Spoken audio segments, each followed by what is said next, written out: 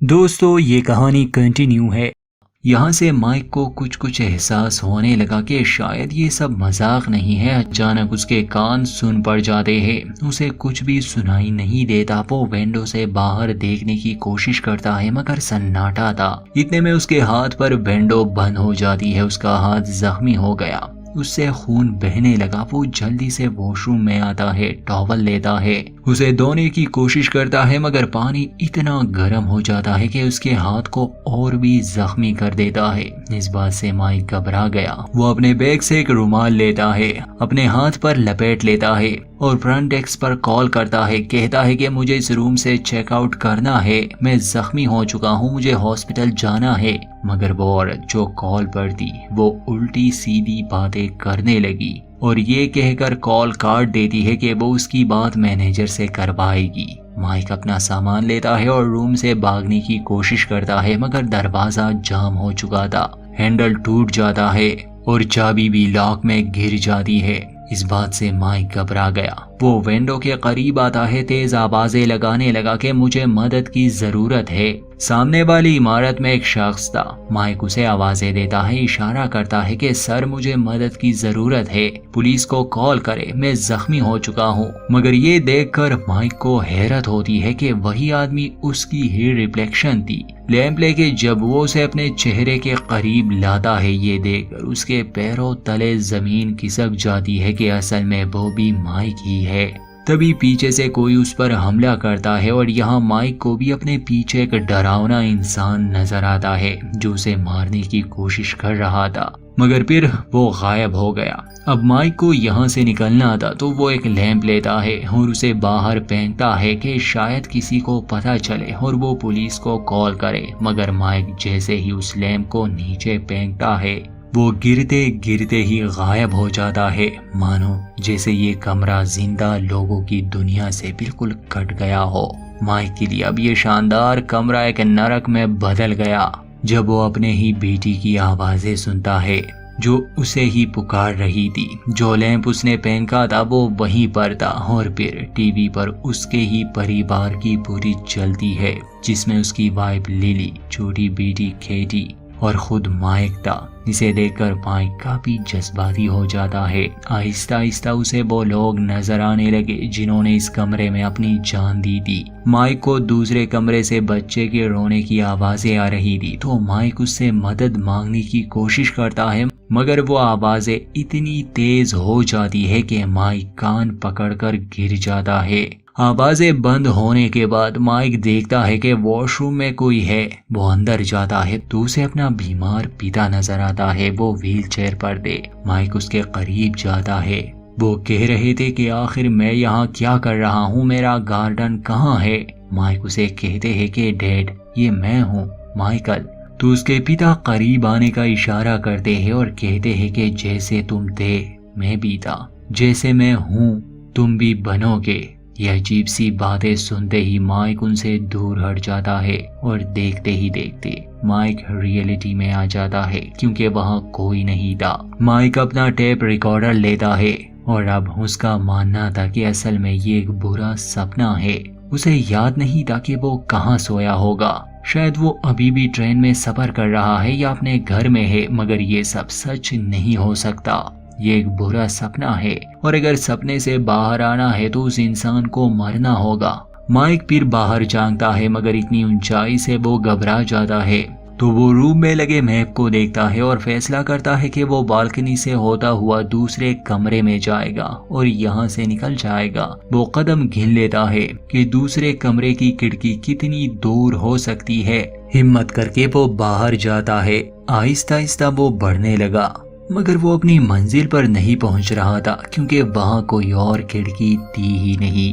पूरी इमारत में बस यही एक कमरा था और इसी की खिड़की।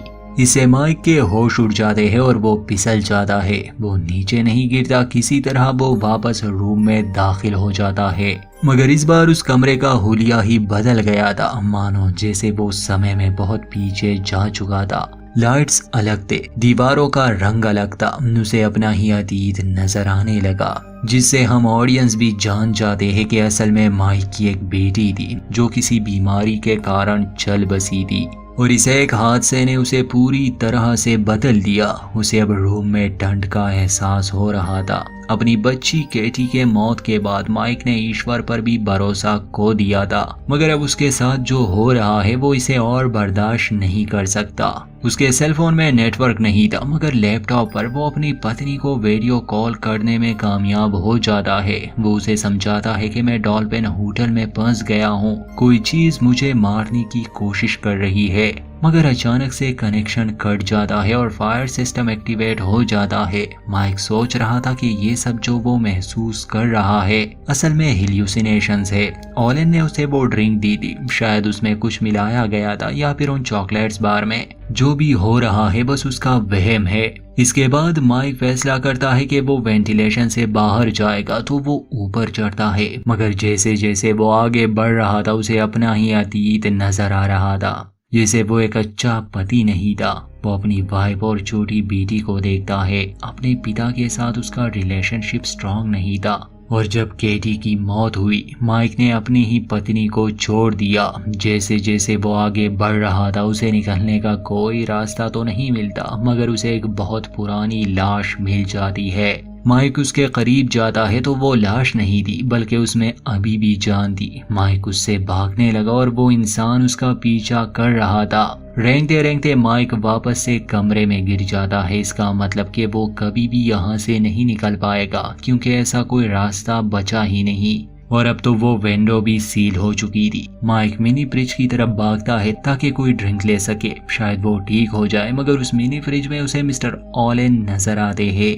और यहाँ हम ऑडियंस को इशारा मिल जाता है कि क्यों माइक यहाँ कैद हो गया, क्यों उसके साथ ये सब हो रहा है। और ये सब शैतान ही उसके साथ कर रहा है, क्योंकि माइक अपने कहानियों के जरिए लोगों का फेथ कमजोर कर रहा था। शैतान जो कि ओलेन के रूप में था, वो पूछता है कि जरा सोचो माइक, तुमने कितने लोगों को भटकाया है।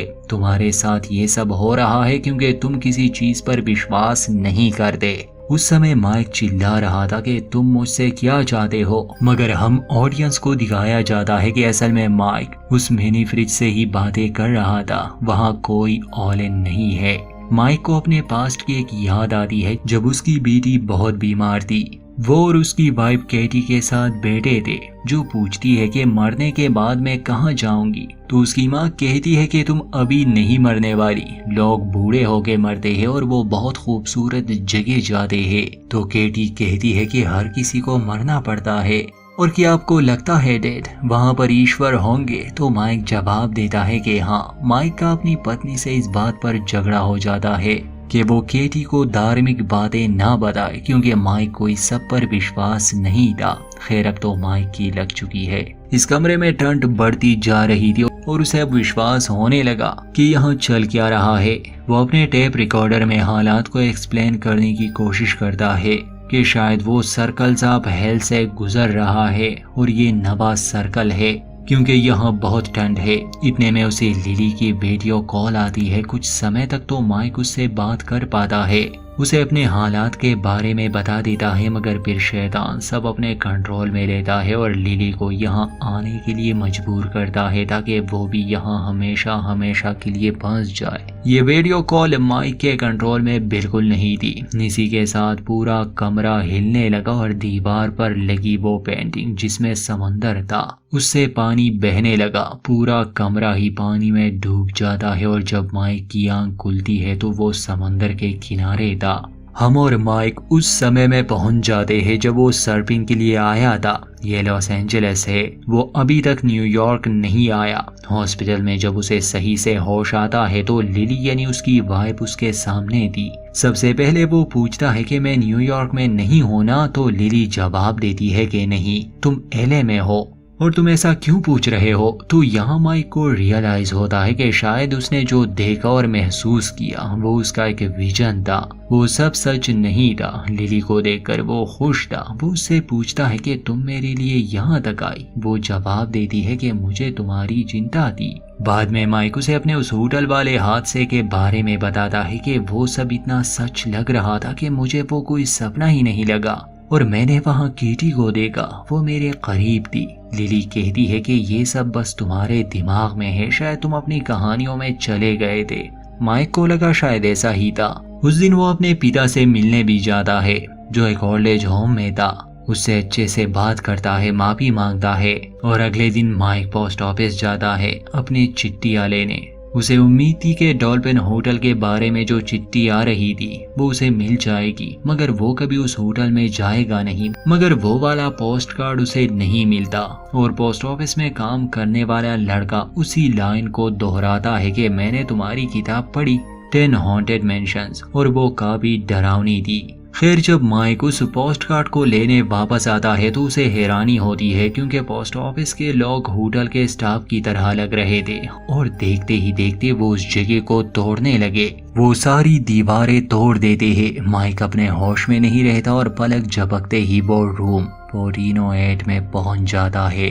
वो पूरा कमरा अब जला हुआ था। माइक को अपनी बेटी का कॉफिन नजर आता है और फिर अपनी बेटी। पहले तो माइक कहता है कि तुम मेरी बेटी नहीं हो, मगर वो इतनी इमोशनल बातें करती है कि माइक उसे गले से लगाता है और रोने लग जाता है। देखते ही देखते केटी मर जाती है और उसकी लाश राख में बदल जाती है।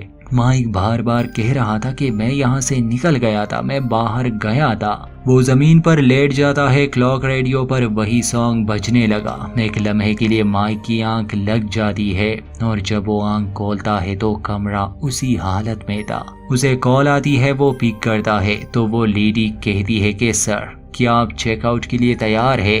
चेकआउट का मतलब आत्महत्या।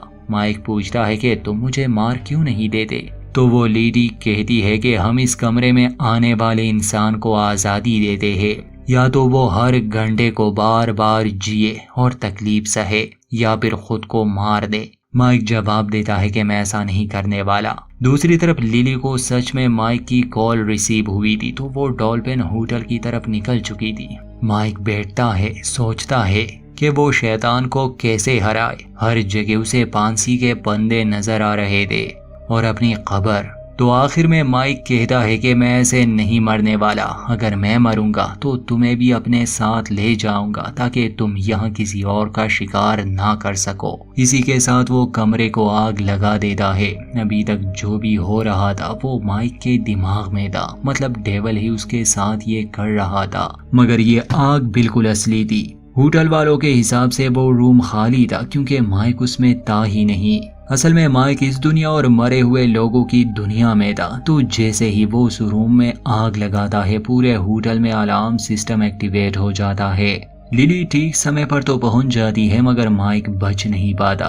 बाद में उन्हें उसकी लाश जली हुई मिलती है और वो रूम भी अब जल चुका था। तो आगे उसमें कोई भी इंसान ट्रैप नहीं होगा।